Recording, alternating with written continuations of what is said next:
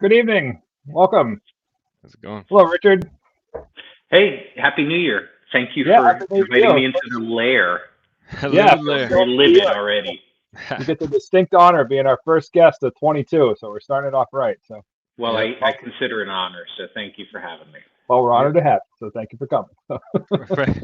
For anyone that cares about our co-host Rogerio, he's been going through some troubles with technical difficulties. He's missed a handful of shows here recently, but his Mac's getting worked on, so he's MIA. Maybe he's watching live. Who knows? But yeah, we Considering all appreciate the other things he could be afflicted with right now, computer you. problems aren't You too know, he's yeah, exactly. He's based out of Brazil. So bad. I feel, and I'll tell him this to his face. I'm not talking behind his back. I feel like this time change is made him not feel. I think he's ready for bed now. He used to be an hour ahead of us. Now he's 2 hours ahead after we changed the time zones or the time here. Oh, So wow. I mean, it's 11 p.m. when we're starting the show for him. So I have a feeling that that probably doesn't help. So That's rough. yeah, but no, we appreciate you coming on. I was excited because I found Fear Book Club on. I don't even know how. I just randomly found it scrolling through. I don't know if it was Instagram or Facebook, but I saw the cover. I'm like, "What's this? This looks like something my son would like." And then I started looking into it, reading about it, and then that's when I reached out to you. I'm like, "Man, we got to talk to Richard here if we can." So That makes me so happy to hear that. It's yeah, like I love that it was discoverable in that way, and that the cover grabbed you because that cover yeah, is amazing. Marco yeah. Matrone, he's the artist on the cover and the interiors. He's unbelievable. I can share that too. I want to make sure that because I had the PDF pulled up that Aftershock was kind enough to send me, but I had it pulled up to like page 80 something, so I don't want to give anything away. No spoilers. No spoilers, right? And I tend to do that on our own books. So when we were being interviewed to promote our own books, we would they'd ask us to explain what the book's about, and by the time I was done, I think I just told you the whole plot, so you don't have to buy it anymore unless you want to look at the art. But And then on Might the as well last read the whole page, book, this John. happens. here we go. I'm gonna share this here. I gotta exit full screen. You'll see that it's a get what you pay for show. Our technical ability can be limited sometimes, so uh, here we You go. guys are light years ahead of me, so don't worry about it. So it's a small image. I can zoom. So yeah, I saw this cover Oh, yeah. scrolling through, and I saw the hands coming out of the page there, and I'm like, what is this? This looks cool. So um, you know, you probably would explain it better than I would. I don't know if you want to start off by just letting everyone know, the synopsis of it, so we can get an idea of what the book's all about. Yeah, happy to. First of all, most importantly, it's on sale now. Today's release day in local comic shops, so celebrating here in the Lair. Yeah, it's a very. I'm obviously a child of the '80s, so it's like a very Amblin-y story. I say grew up really moved by movies like Goonies, Back to the Future. Ghostbusters is not an Amblin movie, but I still put it in that pantheon because it had that really nice mix of humor and genre, and it could be both. I don't know how old you were when you first saw Ghostbusters. I think I was 6. I was about the And same. that library ghost in the opening is really freaky when you're a little kid. Yeah. But Bill Murray's hilarious. Dan Aykroyd is like all those guys are so great. So it's like just kind of I'd never seen anything like that before, and that's always been a big thing for me. So Fear Book Club is in a love letter to many things. One of them is kind of this Amblin-y or early '80s movie storytelling. So it's a horror comedy. It's about kids. It's for kids, but it's also for the kids in all of us, for anyone who's ever been a kid. And it's really about one kid. His name is Whit Garcia, and he and his mom have moved to kind of a new part of town. There's a story behind that. I won't give it away. It's in the book. And he's got to start a new school because they moved. So he starts a new middle school. And I don't know what your middle school experiences were like. mine was horrible. So talk about scary and horror and terror. That's it right there. And he always carries this camera around with him. It used to belong to his dad. It's a really nice Leica. It takes still photos. And it's a bit of like a security blanket for him. You know, he can sort of keep people at a distance. He's a very shy, introspective kid. So he doesn't have to interact with someone if he's always looking at them through a telephoto lens at a distance, right? So that's kind of his defense mechanism. But the principal at this new school, she sees the camera, she sees how shy he is, she puts two and two together, and she's like, well, you know, this kid's a wallflower, and I'm going to make him bloom. And the best way to do that is to put him in a club. And if this boy likes taking photos so much, guess what? You just joined the yearbook club, and you're going to take photos for the school yearbook.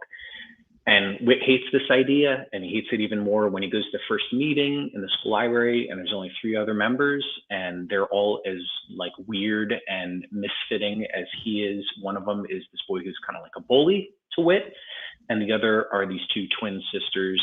They're Korean American, Hillary and Hester Kim. And one of them, even though they come from like a very sort of traditional Eastern background, one of them wants to be a stand-up comedian. And the other is like us. She's a huge comics fan and is a writer and an artist. And she's always drawing her own little comics on her tablet. And kind of the running joke with them is like, you know how in yearbooks, they'll often give honorary titles to students like most athletic, you know, most academic, whatever achievement, you know, most likely to succeed. Well, all these kids in yearbook club, none of them are ever going to be voted most likely to succeed. And so they're a bunch of losers, and they're kind of frenemies. But Whit, as he starts going around the school and taking photos, he's taking photos of these empty classrooms, empty PE field. There's even kind of like a condemned wing of the school that was trashed during an earthquake. He's taking pictures of that. It makes cool photos. All these things are empty, but when he goes into his room and his apartment, he's converted it into a dark room, and when he starts developing these photos, all of a sudden these pictures are populated with kids who weren't there when he took the photos, and you find out they're ghosts. They're creepy looking. They're photo negative skin. What is light is dark. What should be dark is light. And they start appearing in the real world too. And they start coming after him and the other members of the yearbook club. And they have to figure out the mystery behind all of them, because if they don't, a similar fate may befall them before the end of the school year. So that's a very long elevator pitch. We went about 80 floors on that elevator. Hey, at least you did it without giving, you know, too much away. I would give a 5-minute pitch, and then, like I said, intro, and like, this is what happens. This is where it's headed. Like, damn it. But no, it's you explained it great. You know, talking about you know, the films from the 80s. As soon as you said that, I'm like, yeah, I can see that. Obviously, I mentioned offline, my mind went to Goosebumps because I grew up on them, and horror for that age group, right? I mean, the kid in the book is 6th grade, right? I believe. That's right. Yeah. So it just brought back all those feelings, you know, from reading those books.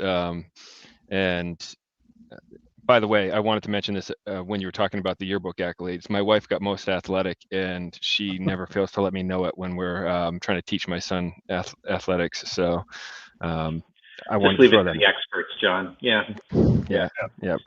I was in a few pictures in the yearbook, like in the background, you know. So I'm that guy.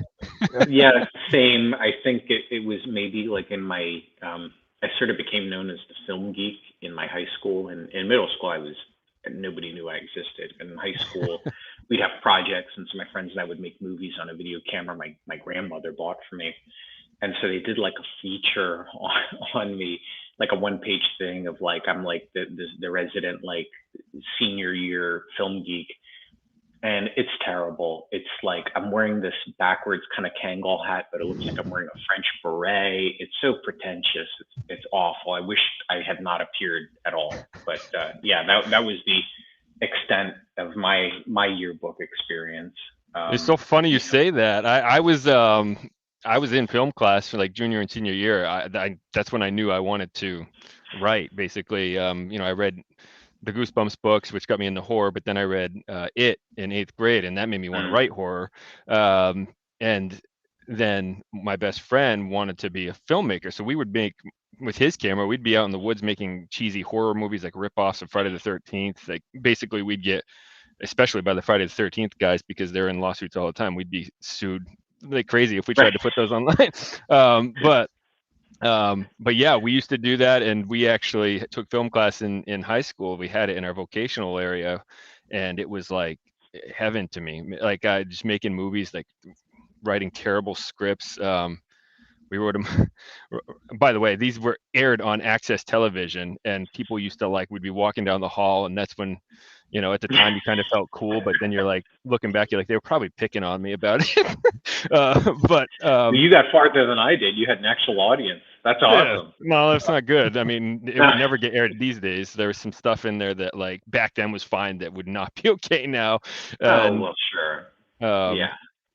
We had a movie called Checkmate, where it was like a love letter to slasher flicks, where this kid on the chess team got bullied by these football players and ended up dying basically, and comes back to like haunt them all, and he he basically would leave like chess pieces when he would kill his victims. And that's kind of a great conceit, like it's a cool title, and working the chess angle and revenge, that's pretty advanced, man. Joel, maybe that's our next comic series. Oh, yeah.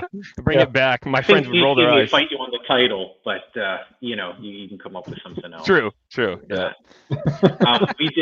We made a couple of Friday the 13th movies too. Like that Nice. was our ritual in middle school and high school. Back when there was Blockbuster Video, we would go exclusively to the horror aisles and rent them. And so we did a couple of Friday the 13th installments. We even did one where Jason went to Camp David when the president of the United States was vacationing there, but the president was a former merchant marine, so it was kind of the president versus Jason. It was, That's awesome. that was a real barn burner of a movie. And then we had one called Dyborg, which was sort of like a evil haywire cyborg thing. And we just, it's so irresponsible, and I look back on it now, but we just wanted to make like a ultra violent sci-fi movie, and so we wouldn't like go out and buy fake blood or make it, so we would just squirt like a Heinz ketchup bottle into our mouths, and then before the shot, and you'd hold it in there, and then somebody'd shoot a laser gun, you'd try and time it and just spit it out, but you were like holding all this ketchup in your cheeks for up to like a minute, so it would come out, it was all runny, it was really gross. I think that's my time. Thank you guys for having me. No. Hey, this is I feel like I'm talking to one of my friends in our high school group, because these are the stories that we reminisce about these days. We did a Jason Xmas movie. Instead of Jason X, it was a Jason Christmas movie. So Jason basically, and by the way, our Jason talked with like this weird voice. It was like a comedy horror, but he would, and very offensive, but he basically came and ruined this Christmas party, and killed Santa Claus, and it was You've bad. been trying to kill Santa Claus for like 20 years. I don't know what's up with that. Yeah. You shortchanged you on a Christmas or what? But you've been trying to kill Santa and everything. Oh, yeah. Well, I don't know what to say to that, but we had a mannequin head that we put on the Santa outfit that we had with like the beard on, and there was a terrible, I wish I could find the shot, like Jason punched his head off, and the mannequin head just goes flying with the beard and Santa hat, and like with a splat sound effect. It was bad. Nice. Yeah. Anyways, we're not here to Look talk at us about. now. Here we are. Yeah. But that was when I knew I wanted to write. So I don't know. I mean, it sounds like you knew from an early age that at the very least you were, infatuated with films and books and all that. So. Yeah, no, I from some of my earliest memories are going to a 7-Eleven with my parents and my grandfather. My grandfather was from Cuba, and he smoked cigars, and he'd get them at the 7-Eleven, and that was when they had spinner racks, and so I'd go and get comic books, and super into movies, super into animation, all that stuff. And I went to film school. I thought I wanted to be like a film director, and then when I was in film school, I was like, wow, this is really hard and really boring being on set for me personally. My brother's a cinematographer, and he loves it, and he's great at it, and is on set all the time, but that's just not for my personality. So then in high school and stuff, when we would have tests, I would just do okay, but when we'd have like a written statement, an essay or something, I tended to get better grades. And I was lucky. I had a couple of teachers who like kind of pointed out that you stick with writing, you're good at it, or you show promise. And they were very encouraging, and I sort of like fell into it.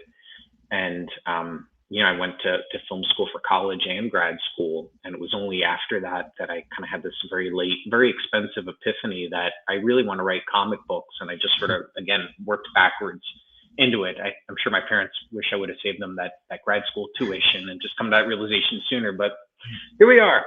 So I've ever since kind of straddled the lines a little bit. But for me, it's all storytelling, right? Yeah. And I think like that was kind of another North Star for me with Fear Book Club, was like when I was the age of Wit and the other kids, all these other sixth graders, I just felt so lost. I had no idea what the hell I was doing about anything. Like I just did not understand the way the world worked, the way people communicated, how I was supposed to communicate with them.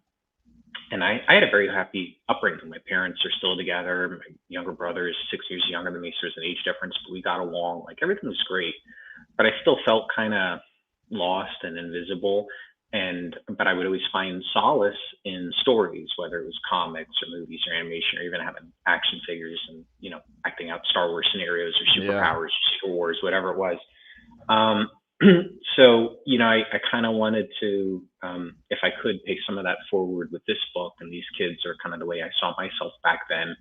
But when they start to kind of come together and they start to piece together this sort of hidden story and secret history of their school, they start to come alive, and they start to become like a really good friend group. And that's the way I felt when I met the friends that I made movies with, or we'd watch horror movies with, or there was basically one other kid in my school who liked comics. And when I met him, it was like, I hold on for dear life, because it's not a popular hobby at the time.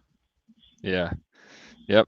That's I mean, my best friend I met in third grade on the playground because we both had Ninja Turtles action figures. So that's all it took, but bringing people together. Yeah. Yeah, like Stephen King said in Stand By Me, you'll never have friends like you have when you're a kid, right? That's true. Certain connection that happens. And, absolutely. It is true. Yeah. When you find someone who's going through like the exact stuff that you're going through, and you can develop a shorthand with that, I mean, it's pretty magical. Yeah, I always wrote in the subculture wave of things. So, of course, right, with punk rock, metal, comics, skateboarding. So it's always, you got to find people, man, that are in that same vibe with you, because they don't do the same thing that everybody else does. So I don't know, I do it to myself. I don't know why, but here we are. No, it's funny because I think my wife is more like that. Like, her friends were a lot like her. They came from sort of maybe less stable backgrounds than I did, and sort of kids of divorce and things like that. They were into like way cooler music than I was into. They, were just sort of like punk rock kids, and I was not that at all. But I can still realize that she found her tribe, and I found my tribe. And as long as people can find somebody else out there, even if it's just one other person with similar interests, it kind of makes life a little more bearable, doesn't it? Absolutely. Sure. I still have a group text with a couple of my high school friends, middle school friends. So we stay in touch, and we don't really live that close anymore. My best friend moved out to New York, well, to LA, then to New York City, because he went to film school, and now he edits. He does a lot of commercials and YouTube videos for companies, and he actually edited Dog the Bounty Hunter. That was he did that series for a couple seasons. But yeah, it's you stay in touch with them, and I wanted to. I mean, this book's pretty massive. You get your bang for your buck. This is over 100 pages, right? So. Yeah, it's 124 pages of story and art. It's like the equivalent of 5 issues. And at the outset, excuse me, Aftershock wasn't sure if they were going to release it in single issues or just go straight to the OGN. And they, obviously we did the latter, and I think it was the right choice. I think for like it's written for everyone. Like I always write things that I hope, like, if a parent is reading with their kid, the parent is going to enjoy it on their level, just like a Pixar movie. I'm not saying I'm Pixar good, but that's my intent, Don't put that out there to the universe, Richard. You might be Pixar good, so don't put that. Thanks, Joel. I appreciate that.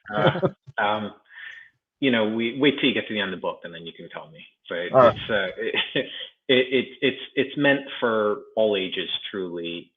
But the intended audience is younger readers, and I think like they're accustomed to getting books just in straight up graphic novels now. So I think that's the right call, and it's a really. I think we were off the air when I was saying this, but it's a really beautiful looking book. I picked up my copy at my comic shop today, and the colors are gorgeous. Marco's art looks great, and I'm glad you feel like it was good value for your dollar, because that's really important to me. I've bought a lot of graphic novels for my kids. I'm like, I just spent $18 on this, Right. bucks. So anyway, if we can do a little better than that, I feel like job well done. Yeah, I mean, like you said, I haven't gotten to the complete end yet, but I'm not worried about it. I feel like you're gonna satisfy in the end, because it's so far up to this point, it's been awesome. And I don't know, my physical copy should be here any day now, I would think. I don't know. I pre-ordered it through Target. I don't know why. That's just the first link I found. But we're at Target every week, or pre-Omicron we were. So it's in comic shops today, right? Yeah. So if you pre-ordered it through your comic shop or through Diamond, you can get it today. For everywhere else, Target, Barnes & Noble, Amazon, I think it's like 2 weeks or 13 days from today. Okay, I was confused on that, because when you said launch day, I'm like, oh, their website said like the 18th or something like that, I thought. So that makes sense. For sort of the the non-direct market, so like the book market, that's when it is. And I don't know why the comic shops get the heads up, but it's fine by me. I want to support the word out there as possible. Yeah, that's cool.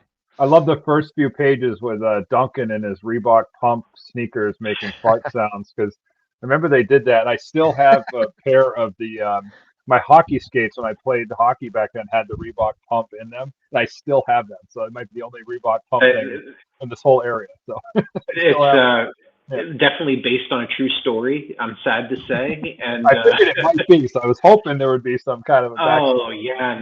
I was in well, I guess this was 7th grade, but like I kind of similar story to Wit. I transferred.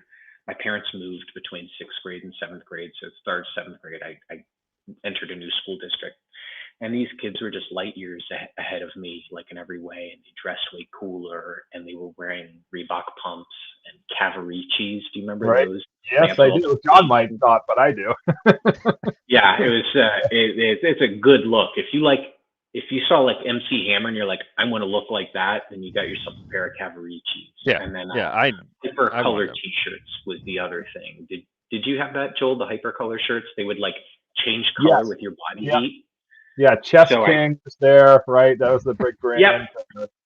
Blacklight was another one. Then we had the surf clothes with like Jimmy Z, OP, Mr. Zog, Sex Wax. OP, Ron John, yes, right. All that good stuff. So I remember like after a few months of like feeling like just like such a ragamuffin in my middle school, like I prevailed upon my parents, please take me clothes shopping. So they took me to Dadeland Mall in Miami. And I don't think they had the money at the time, but they bought me white Cavarici pants, black Cavarici shorts, a hypercolor t-shirt, and these Reebok pumps, which were so expensive, ridiculously overpriced. And I showed up to school the next day, basically wearing all of it at once. And I was like, strutting in there, like I own the school. And this one punk kid is like, oh, you're finally wearing something nice for a change. And I was like, oh, that just kind of, that was middle school right there. Yeah. So that is, I definitely, part of this was Fear Book Club is meant to be an entertaining horror story for kids. And other part of it is quite obviously like an exorcism for me to get out all the crap I still carry around with me from middle school. So I apologize in advance. Yeah, no, it's great. Yeah, we what was big? I might be a few years younger than you guys. I'm mid '80s kid, but Jenko jeans, those were like the big thing for a bit when I was in middle school, and I begged and begged and begged. Yeah, so I begged, and I didn't want the giant ones, but I did want like baggy jeans. And I begged my parents, and my dad was like, no. He's like, if you can buy your own clothes, if you can afford them, then buy whatever you want. So I worked at a campground across the street, and I saved enough money, and I went out and I bought a pair. And when I put them on to go to school, I walked out and my dad's like, nope, I don't care what I said before. You're not wearing those.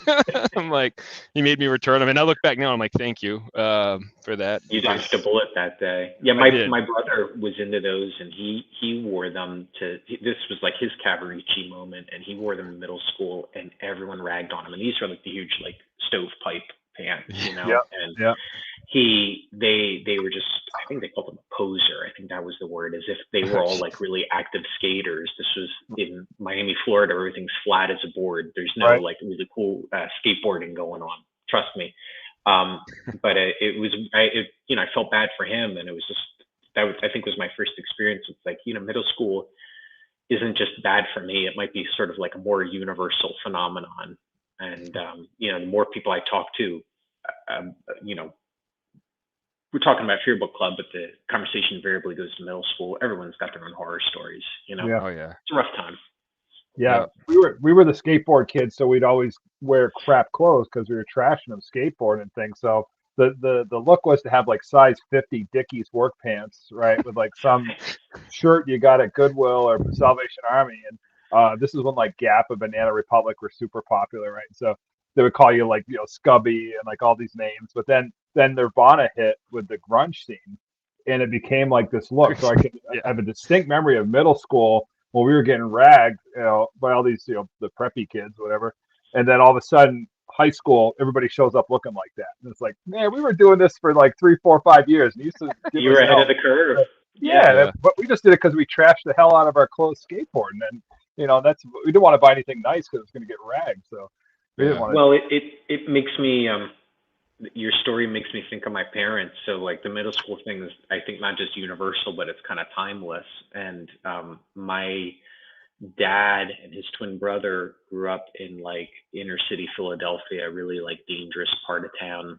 And but they wore really cool clothes. And then they transferred into this high school where my dad eventually met my mom, which was very suburban, very preppy. And my dad and my uncle show up on the first day, and they're wearing I think my dad was wearing all purple, like a purple like suit or jumpsuit or something, and my uncle was wearing green. This is like, what is this? This is late 60s, early 70s, late 60s. And they showed up, and all the kids looked at them like they just showed up from outer space, right? And all these kids had like close cut hair, and basically my dad and my uncle looked like the Bee Gees, and with longer hair and stuff. And then by the next year, the culture shifted, and all these preppy kids, they were all dressing like hippies and stuff. And same thing. My dad and my uncle were a little ahead of the curve, and that's actually why in Yearbook Club, in the first chapter, when you first meet Hillary and Hester, the twins, they're girl twins, but they're based on my dad and my uncle, and one of them's wearing all purple and one of them's wearing all green. Oh, nice. So a little awesome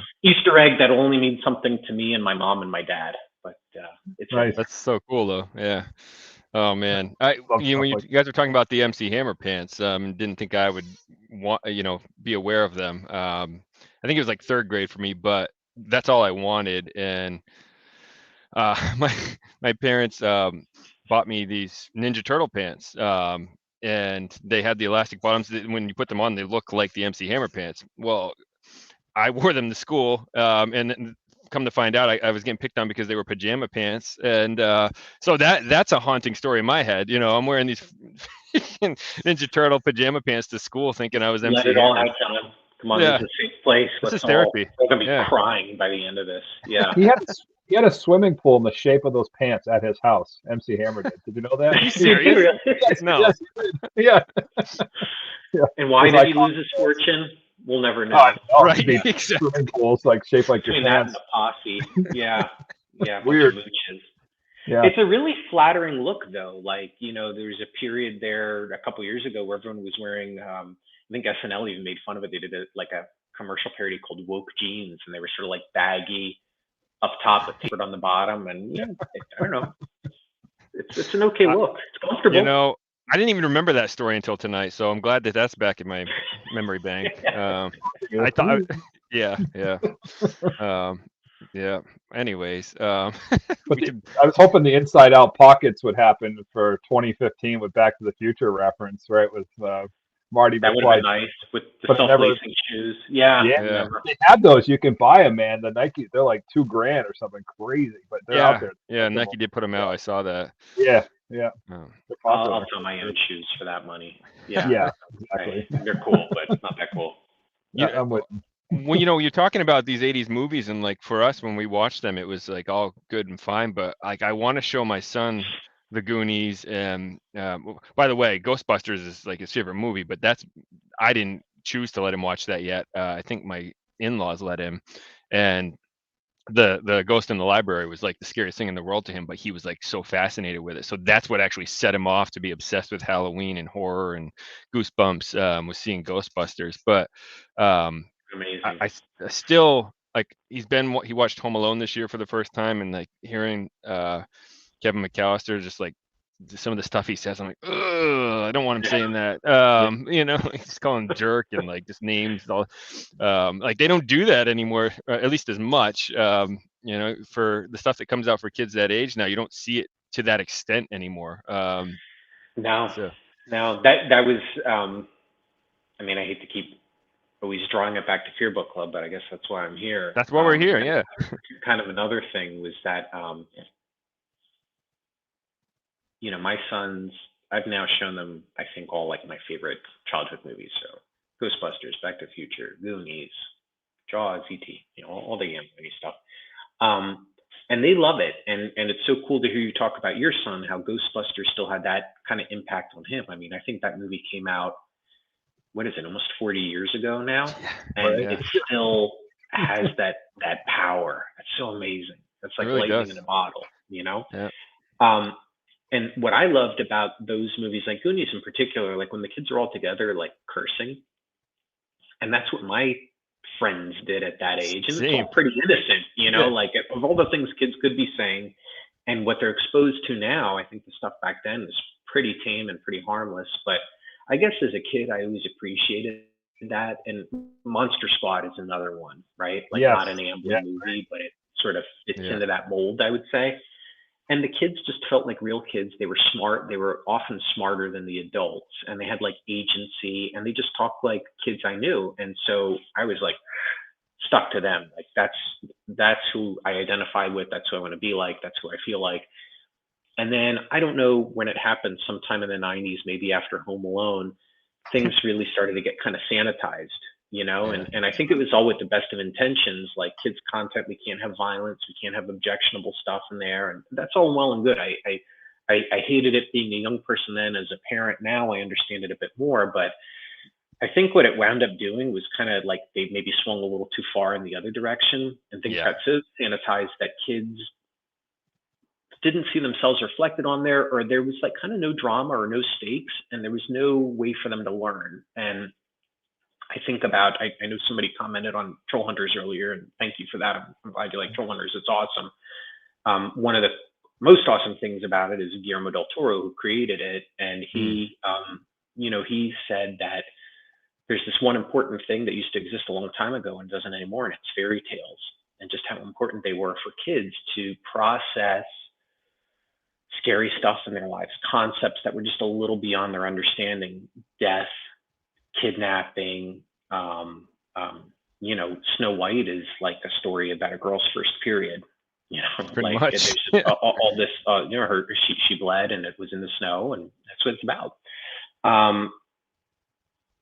There, you know, when you sanitize entertainment for kids or for any audience, you take away that ability for them to engage with kind of those maybe darker themes in there, and deal with it through the safety of fiction, as opposed to having to deal with it first person in real life. So like, you know, I think it's better if you're a kid to see some stories that deal with death in an interesting way or an entertaining way, or in some way that it's kind of, it'll be simmering in the back of the kid's mind. And then eventually they're going to have to confront death in their real life, but they're going to have, they'll sort of have like a little bit of a basis or a foundation with which to, you know, deal with it in the real world. Yeah. And I'm getting highfalutin now, and I'm sorry, but that was kind of another thing. Oh man, I'm showing my son the Goonies this weekend after this. Oh yeah, well, talk, so it's he's gonna love it if he hasn't seen it yet. But it's like we wanted Fear Book Club to be that thing. You know, my dad's a psychologist. I've got two kids. I see like the stuff they deal with in school, pre-COVID and post-COVID. It all is tricky and challenging and scary. And we wanted Fear Book Club to be a story that, again, first and foremost, is entertaining and creepy and funny and spooky and all that. But also, like, you see the kids deal with their own fears. Some of them are supernatural. Some of them are very real world and sort of mundane and ordinary. Mm-hmm. And we wanted them to be kind of like role models in a way. And if the kids or even the adults who are reading this book see how these kids deal with fear in their real lives, then maybe they'll have like some tools or skills that they could apply to meet fears that pop up in their lives. So, that was kind of, I guess time will tell if we did that or not. But I just think, like, again, how instrumental all those movies and TV shows and comics were when I was a kid, how I learned so much from them, how like my morality was still influenced by all of them. So I think these stories have that power. And I guess we just sort of wanted to pay it forward and hopefully give a new generation their own version of like a fairy tale that's tailored just for them. Yeah, that's awesome. It checked off all the boxes, so far from what I've read. So once I get my physical copy, I'll be tagging you in a picture of it on social media, getting it out there. So, well, please do, and let me know how your boy likes it. I hope you enjoy it. I'm telling you, like, I already read enough to know he's gonna love it. There's no doubt about it. The creepy factors, and then when you get into page like in the 70s, where I don't want to spoil anything, but it ramps up, right? I mean, it gets to the point where I could share it offline, the page that I left off on, but it gets, it's going to be right up his wheelhouse. So I know the pages from that. Yeah. Marco kills him with those. Yeah. And Dave Sharp, our letterer. He I feel like letterers are often the unsung heroes in comics, along with editors. But Dave really it's so amazing how he really brings the characters' voices to life, and just subtle things, font choice, placement, and stuff like that. Like, it was really important to me that the kids not just look like kids, but they sound like kids in a comic too. And I think he really achieved it. I think that's huge that you mentioned that. We've been talking about that a lot lately. How letterers go, kind of unnoticed a lot. Actually, we hired an editor, a letterer to do our next book, and I was telling him that I love his work. He's lettered a few of my favorite current comic books, and he's like, man, it feels good that anyone even knows who I am, that I'm the guy that lettered a certain book. And I'm like, that's sad. Like, it's its own art form, and totally. We will not hire a letterer moving forward, because we understand how important it is. Like you said, the placement, with Joel, we talked about having it kind of fit into the picture, almost like like, don't have it just sitting on top of the picture, but it feels like it's part of the whole experience, really. So once you go pro with a letterer, you never go back, and I think, John, I think you'll appreciate this. It's like, when I went to film school, there were certain students who were like really great at sound design, and because they had good sound, their student movie was elevated. It almost seemed like a professional film. And then there were other ones that, like, it was shot great, it was acted well, all that, but the sound sucked, and it made it seem so amateurish. And I feel like sound can make or break a movie, a student movie in particular, and like lettering can totally make or break a comic. And I've seen it with my own books, Yeah. It's huge. Us older dads like the larger font too. So you can be like 6 to 8 foot point font in there, and I'm trying to read this thing in a dimly lit bedroom to the kids, and it's hard. So we like a little bit bigger font. So. You may have to get it on Comixology and just like pinch and zoom on it. Yeah. I'll freely admit I'm at that age, Richard, where it's starting to degrade a little bit, So hey, I used to hate digital comics. I just want the physical copy in my hand. I still would prefer that, but when we started this show and we had to do research for guests, like, Comixology became like a good friend of mine, and I actually was very impressed with how I didn't realize it would be like this, where basically each panel is a page reveal, because you can have it just show one panel at a time, and you're just side swiping to the next panel, and it's like its own page. So I think it does take away from it a little bit, because you don't see the whole, like, when you turn the whole page, you don't see it all there together. But I think if you can like look at it on a tablet, if you happen to have a tablet, Right. then you can go from that guided panel and then see the full page effect afterwards. But I agree with you. Have you guys gotten into like web comics, or do you follow any of those regularly? Not regularly, no. When we started out, we're only about a year old, our company. So when we started out, we were looking at all different avenues for us as to, you know, where to put our stuff. And I think Joel even was the one that sent it to me, but dabbled in some of the web comics. There's some good stuff, but I don't look at it regularly myself. But It's great stuff, but I think because I'm like an old dyed-in-the-wool comics guy, I don't automatically think to go there. But I'm going to be doing a web comic project starting this year, I think, and I'm really excited about it.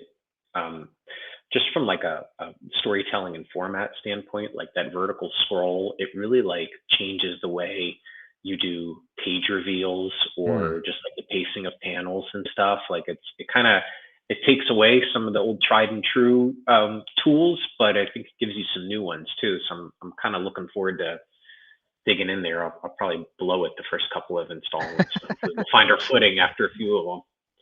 Yeah, I think one of the challenge with the vertical scroll is like we have a scene in our book Yule where it's a dual page splash, right? So, but it's going to go like this. So kind of that stuff can kind of, but if you're going to go exclusively digital, you could think, okay, we could do a dual page splash this way, which could be very cool and different. yeah. Right? There's another, I think it's an app, it's called Scroll On, and it's a similar kind of thing, but I think it's horizontal, and it's just like one contiguous image, but as you scroll through it, it becomes sequential storytelling.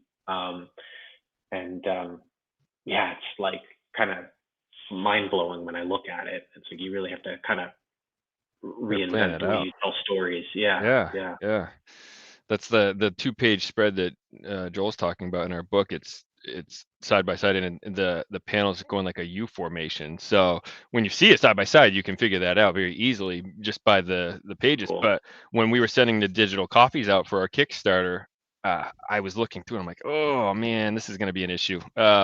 Because and a couple people said something, but not as bad as I would have expected, to be honest, but maybe they figured it out. But so a couple people were like, I don't know if this was intentional, but these panels seem backwards, and I'm like, oh crap. It was slightly intentional, right? Because the scene that John's referring to, this young boy Will goes into his antique shop and he's kind of scared to go in there. It's all gnarly things, and I wanted it to feel clunky while you read it, like you kind of were trying to figure out what the heck's going on. And you're like in his point of view, like exactly. So subconsciously, I wanted your read to feel like you had to work your way through it, like he's working his way through this shop. Actually, so hopefully, some people would pick up on that. But that was absolutely intentional by design. But I wanted to make it a little awkward and difficult. I'm not sitting here trying to pump up our own book, but I just because I had a copy of it. Yeah. So that's awesome. I'm gonna do this backwards. Yeah. So no, see, it goes like that. Right. Yeah. So no, I see it, and I see if you were to present it one on top of the other, they're still beautiful images, you're gonna read but you're down. gonna lose some of the or sorry, the other way down. Yeah, but it's, and by the way, that scene, when I wrote that scene, I was, we're talking 80s movies. The shop in Gremlins was what inspired me for that shop. Joel's mind went to a different spot when he was drawing it. The Friday the 13th TV series. There's the shop in that show. I don't know if you cut. Oh yeah, nice. Yeah. Good man, Richard. I'm glad you know that show. I feel bad because like all of our guests are like, yeah. Every time we bring that scene up in the book, like everyone knows it, and I'm like, oh man. And I'm a Friday the 13th kid, like my best friend knows this series, but I don't know it. So I remember being so disappointed in that series, because it's a fine show, but it's got nothing to do with it. We had associated with it. I forget who we were talking to, but they said that the finale was supposed to be that the final haunted, cursed antique item was the hockey mask, and it was supposed to lead to Jason Voorhees. Like that was. Wow. Oh man, what guest was that told us that story? That was cool. The tie-in, and it never happened. Yeah. Right. Yeah. That would have been cool. Right. Yeah. Yeah. It would have been awesome. Maybe they'll reboot it. They could reboot it. It's been like I doubt it. 40 years now. Hey, the lawsuit just ended for Friday the 13th. If anyone follows that sort of thing, again, my best friend's a huge Friday the 13th buff, so he's like sending us stuff all the time because all he wants is like a new movie from them. But like the lawsuit ended, but basically the two guys that there's a Netflix show, the movies that made us or whatever, that show, they have a Friday the 13th episode. And I don't remember if they go into the lawsuit too much. I think they do a little bit, but the two guys that came together to make it basically are at war now over the rights, and they can't make any new movies. It's been in like this like 6-7 years now. It's been like sitting in limbo. You know, like we may share the same friend group, but we've never actually met through it because like when they announced that there was some progress or headway in that lawsuit, and one of my college film buddies were on like a WhatsApp chain that started during the pandemic, and he's telling all of us, and we're all getting excited. And another friend of mine, he's like, just settle the lawsuit and make a new Friday the 13th every year, like they did in the 80s. You know, I feel like 2, 3, 4, maybe I don't know if they took a break between 4 and 5, but they were coming out at a steady clip. And it's just like every year on a Friday the 13th, release the next movie. You know? Yeah. My friend badly wants them to do like a movie at Crystal Lake in the winter, like just because it would be like a different look. See the hockey mask in the snow, right. Yeah. But so same thing. He's sending. I actually sent him the article in our group chat we have, and he got all excited. Then he read it, and it's just a letdown because basically, I don't remember which one gets rights to which, but one of them that the lawsuit ended, one of them got the rights to young Jason, basically. So he could write a prequel if he wanted to make a movie of Jason as a kid, but the other one's the one that has the hockey mask Jason. So it's like, it's still nowhere. Like it's probably not going anywhere. They just need a Jason Blum to step in there with some big bags of money and everyone make nice and let's make new movies and everyone's going to benefit from it. And it'll be okay. I'll hearing all the Friday the 13th stuff, if I can plug another Aftershock book, it's not a young reader's one, but it's called Maniac of New York. And it's a really, like, if you love Friday the 13th, you'll love this book. It's sort of, I think, was loosely inspired by Friday 8, Jason Takes Manhattan. Oh, yeah. So it's set in Manhattan, and there's a guy who looks all like Jason Voorhees going around chopping people up, but it's actually a really wonderful satire, and the art is beautiful. So I'll definitely check that out. Yeah, that's a good one. Awesome. I love Jason Takes Manhattan. I love it. I do, like the whole boombox scene with him kicking it. Like I used to crack up at that scene all the time. Every time I saw that scene. Well, that like the concept of New York City at the time was like, sure, there's vats of toxic waste in the sewer right underneath. Like there's just toxic waste everywhere. It was like even in the alleys, right? Doesn't he get like the one guy and dip him upside down in toxic waste? Sure. Yeah. There was always the pier with the drums on fire, right, for the final battle scene. Just, you always had. And somehow Crystal Lake connected to New York Harbor. I didn't quite understand the waterways of that one, but whatever. Underground tunnels, right? Chocolate sure. Aquifer. Yeah. Viaduct, aquifer. I'm not going to lie. I didn't expect us to talk about Friday the 13th so much. I'm kind of loving it, but it's. What's up, Angelo? This has turned into like every conversation I have with my friends. So there you go. That's what we want. That's what we do here. So we're my 13-year-old, he's into the Friday movies now too. So he's gone through the first 3, and he really needed a break after the 3rd one. But that one's my favorite because the 3D. Yeah. Oh yes, the 3D one. Oh man, everything was like, let me get that for you. Like, no, it's like not even the scares. There's like somebody who's like sweeping, and they're just pointing the broomstick at the camera. Wasn't there a mouse? What's the best use of the technology? Yeah. Oh man, I'm pretty sure my friend has the 3D glasses VHS edition of it too. I don't know. I'd have to ask him, but. I don't think I've ever seen that one in 3D. I've seen House of Wax in 3D, the Vincent Price one. Yeah. I've seen Dial M for Murder in 3D. Those are really cool. I saw 13 Ghosts in 3D, the remake, the new one. Yeah, it was all right. We had like in the show. Yeah, they did that. It was pretty cool. That's cool. Yeah. I haven't done anything 3D except for like, IMAX. Beowulf. I saw IMAX Beowulf in 3D when that came out. What was that, like 20 years ago now? But that was a huge deal. When I was working at DreamWorks, that in the animation side, Jeffrey Katzenberg was the head of that, and he was a huge proponent of 3D. And so they started putting all their movies in 3D. And really, like for animation, it only added a little bit to the film budget, like to make it natively in 3D, but then you could charge a premium on the tickets, and so you make like a killing off of it. Yeah. So, and it's like if you see something that's natively made in 3D, like the layout is designed to embrace it, I think it's a really good experience.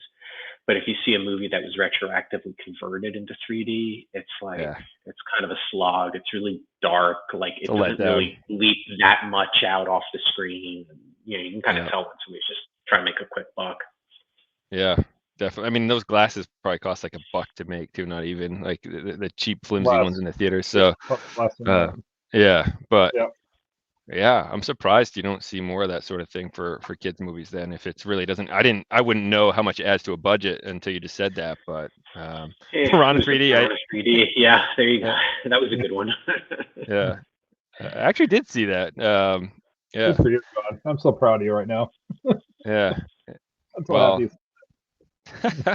Yeah, well, Joel's a big fan of the movie Lamageddon on Amazon Prime, so he's been pushing that one on me since we started this show, 40 plus episodes ago. Lamageddon? Yeah, I mean, I don't. And then I'm not.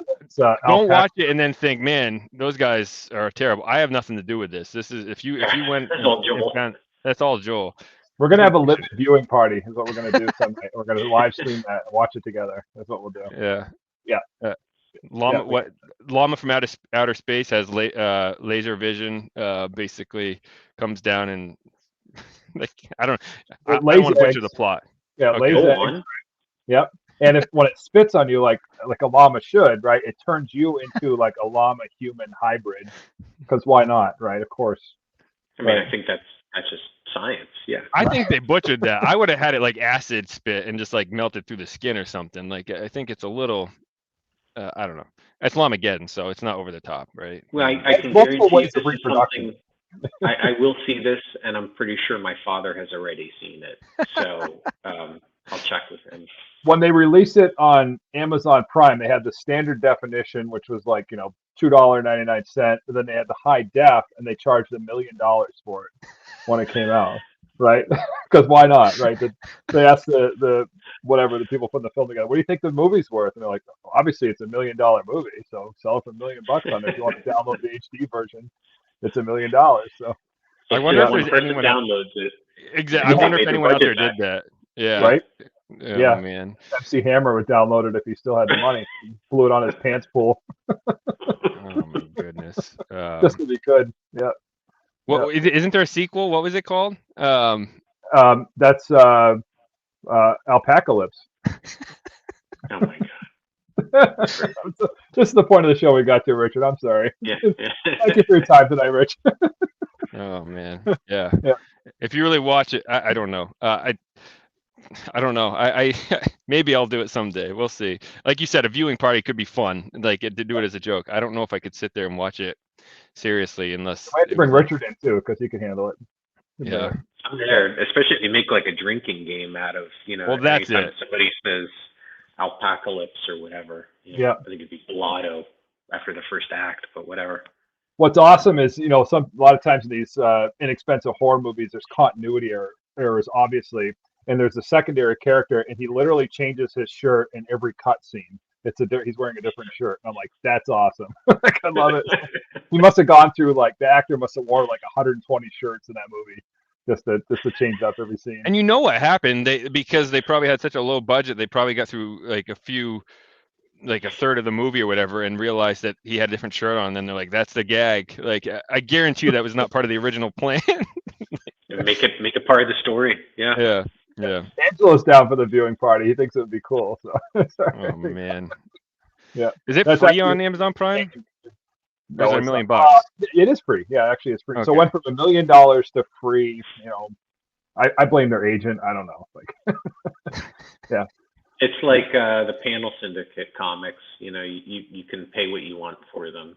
So Yeah. if you want it free, you do that. If you want to spend $1 million on it, God bless you. Right. Yep. Well, before we go too far down the rabbit hole of nonsense, you know, so obviously we're here to plug Fear Book Club. But you've done a lot of other awesome stuff too leading up to this. We talked about some of the Trollhunter stuff. You were telling us offline with the How to Train a Dragon stuff that you got pretty involved in the writing side of that too.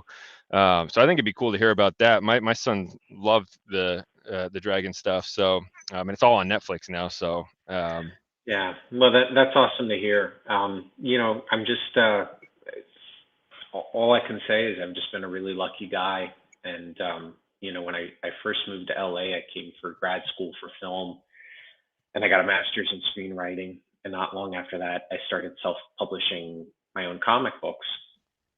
And it was, you know, it was okay. You know, we're sort of getting by. It's a really tough business, as you guys know. yeah, But then my wife got pregnant with our first son, and it was, yeah, what I say is like it was basically time to get a real job, you know, with like benefits and steady income and stuff yeah, like that. But my resume sucked because it just said like, you know, screenwriting grad and comic book publisher, which, you know, today may be something, but back then I was not very hireable. So I just started temping. And I think the second place I temped at was DreamWorks Animation. And I don't know if you've ever seen like any special features and movies, but it's a really beautiful campus. It's in Glendale, California. And they had free food for breakfast and lunch. They had foosball tables everywhere. It was these beautiful Mediterranean buildings. And I remember calling my wife there and saying, like, this place is awesome. I got to get a full-time job here. And I was so allergic to the idea of working for a studio. Like I was making indie comics. I was a cool guy. And then it's like, I got to work for the man. But it was the best thing that ever happened to me. And I started out as a temp in reception, and I kind of worked my way up, and eventually I got to assist the chief creative officer. And Wow. he knew that I was a writer and that I was into like I had my self-published comics. I was like throwing them out like confetti at people, like I was Taylor or something, like just like anyone who said, "Oh, I like comics," or "Oh, you like to write," I'm like, "Here, take my comics." And he knew that, and they were gearing up to do, when I started working for him, they were finishing How to Train Your Dragon 1. And one of my first temp assignments was just spending a week working there on the floor, assisting one of the associate producers. But they had all these art boards up, and I saw the designs of the dragons, and I saw that like all the kids from SuperProd were doing the voices. And this is gonna be cool, you know, like Shrek was never my thing, but I'm like, this sounds awesome. And the movie came out, and my boss was really instrumental in working with the filmmakers to kind of push it through, and he really championed them. And spoiler for a movie that's over a decade old now, but like Hiccup losing his leg at the end of How to Train Your Dragon was kind of like a controversial thing, and it was a last minute thing that the directors Chris and Dean wanted to do. And my boss Bill was like, "And we're going to do it." And he really had to fight for it, and they put it in there. And I think it's kind of a really beautiful thing. And you know, like I mentioned, my dad's a clinical neuropsychologist. He deals with a lot of people who have disabilities, accidents, or born that way. And one of the things I like the most about Hiccup is he's got technically a handicap, but when he first steps on that prosthetic leg, he doesn't miss a step. He just keeps going, you know, and I think it's like a really inspirational thing. So anyway, sidebar, but I was a huge How to Train Your Dragon fan. And then a spot opened up to work on the second movie. And so my boss, the chief creative officer, helped, you know, was my guardian angel and helped me get it. And I was the script coordinator, and I was the assistant to the writer director, Dean Debois. There were two writer directors in the first movie. Dean took over solo on parts 2 and 3. And Dean became like another mentor to me. And he was a comic book fan. And when I interviewed for the job, Dean just started pitching me the movie. I thought I was going to have to tell him, why am I a good fit? And am I good under pressure? And can I multitask and all that crap? And he just started telling me the plot. And he's like, is this something you want to do? I'm like, yeah. And then we started talking about comic books. And he's a big Conan fan, and he loved Ernie Chan artwork and John Buscema, and we were just geeking out. And I had this fantasy, like maybe one day we'll make comics together. And a couple of years later, we did. We co-wrote some How to Train Your Dragon graphic novels that filled the gap between the second and third movies. And so, yeah, it was, like I said, I'm just a really lucky guy. Like, I think infuriatingly lucky. And I try to be mindful of that, because I hit the jackpot. And so I worked on that, and then that led to me writing on the TV show on Netflix, Race to the Edge, which was another amazing learning experience, very different than the features. And then I was a consultant on the third How to Train Your Dragon movie, like a creative franchise consultant, which just basically meant I was trying to make sure everything lined up between what was happening in the movies and the TV shows and the toys and the comics and the video games. And like my job was kind of like, I was and am a huge Jeff Johns fan, you know, DC Comics writer, and he was their chief creative officer, and he was kind of like the keeper of the lore, and he made sure everything, like if there's going to be a movie or TV show, it reflected or was as close to the comics as they could afford. And I was trying to be the Jeff Johns of How to Train Your Dragon. And so that was it. And I did that for a while, and then that turned into a larger franchise job where I started then working on Trollhunters, and I got to meet Guillermo del Toro. I got to go to his man cave, which is a house that's just full of all of his weird. Oh my God, that's a dream right there. It was one of the. No, it's not better than my wedding day, but it's up there. You know, it's really up there. The birth of my kids, it's all right around there, neck and neck. And it was like, again, like we're talking about, like, you know, you meet those friends when you're kids. Like, I'm not, Guillermo del Toro is not my friend. I wish he were, but I don't think he would know me from Adam today. But when I was talking to him about comics and horror movies and stuff, it was just like those conversations you have with your friends. He was just as passionate about it as I was, as any of us are. And, you know, when he brought Trollhunters to DreamWorks again, like How to Train Your Dragon, it's like, this is something I would watch even if I weren't working on it. Like, it's cool. Yeah. It's a kid with a suit of armor and a sword, and there's good trolls and bad trolls. And it's like, it felt very He-Man to me. It felt Peter Parker with kind of a alter ego, and he's got to balance his day-to-day life, and Jim is a good son, and he takes care of his mom, and he likes to cook. I love to cook. So I was just like, I saw so much of myself and my own family in there. And I was lucky enough to work on that for a while on the franchise side. And then I wrote some comics and some novels that all tied in. I worked really, really hard. We all did, the guys on the show and I, to make sure that all the continuity lined up. And then the Wizards show came out and blew all that in the water, but the books are still there, so you can enjoy them if you want. Yeah. I guess that's how all the pre-Infinite Crisis writers felt after Marv Wolfman just kind of went and like smushed all their work into post-crisis continuity and cut out what didn't work. But you know what? That's a good problem to have. So it was it was they were all great things. And then there was a spin-off well, not a spin-off. Trollhunters is part of a trilogy, Tales of Arcadia. And the second installment of that was B.O.O, which was kind of like a cool alien sci-fi animated series. And I wrote a book for that, and was good friends with the showrunner, Ashley Bradley. She's since gone on to be the head writer on Marvel's What If animated series. Oh, wow. That's awesome. Pretty amazing. One of my favorite writers ever. And these are just all really good learning experiences. And I could like bore you with a long laundry list of all the lessons I learned on Dragons and Trollhunters and B.O.O, and how I try to apply them to Fear Book Club and make sure that the characters, we cared about them, that they were front and center, and we always know what their point of view is going into a horror situation, so that we care about them, right? So I mean, you guys are comics creators, you know, you do some cool horror books and stuff. Like, it's hard to achieve horror on a comic page, right? We don't have the soundtrack, we don't have jump scares, we don't have any of that stuff, you know, so you got to do atmosphere, and you got to work your page turns and your pacing and all that. But I found, and I'm curious to hear what you think, like in the comics that I read that are horror comics, the ones that I'm invested in, I don't know that I'm ever like scared, but I feel suspense, right?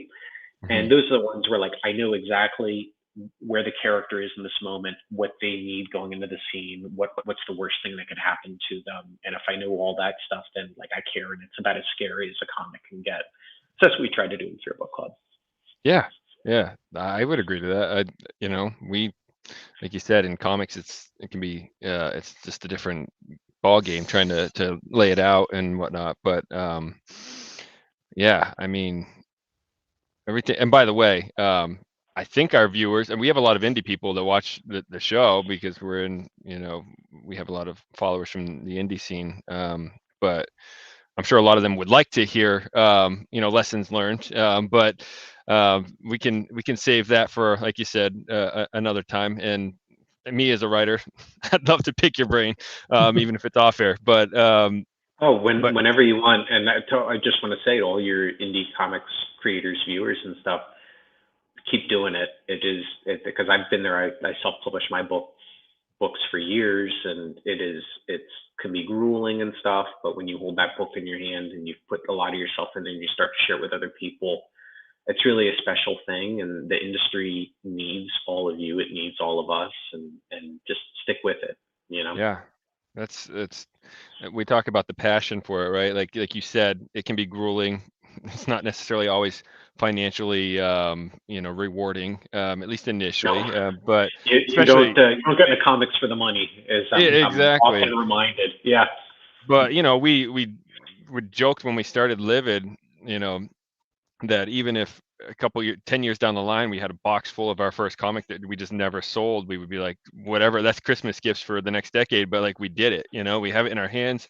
And I just remember when Joel got the first, because they went to his house, he got the box in, and obviously I'd seen the digital copy at that point, but I'm like, like, I want that physical copy in my hand. Like, he lives an hour away from me. I was like tempted to drive there that night just to hold the thing, but yeah, it's special when you hold it. It really is. And you guys have been doing this for a year. Yeah. I think you'll see. First of all, your logo is awesome. Did you design? Oh, thanks. Every now and again I get it right. Yeah, I did that. No, that's a good logo, man. But I think you'll be surprised over time. Like, people will come out of the woodwork and they will have read your book, or they will recognize the cover or something like that. And it's like, it's in those moments, or I feel personally, like, where it's all really worth it, when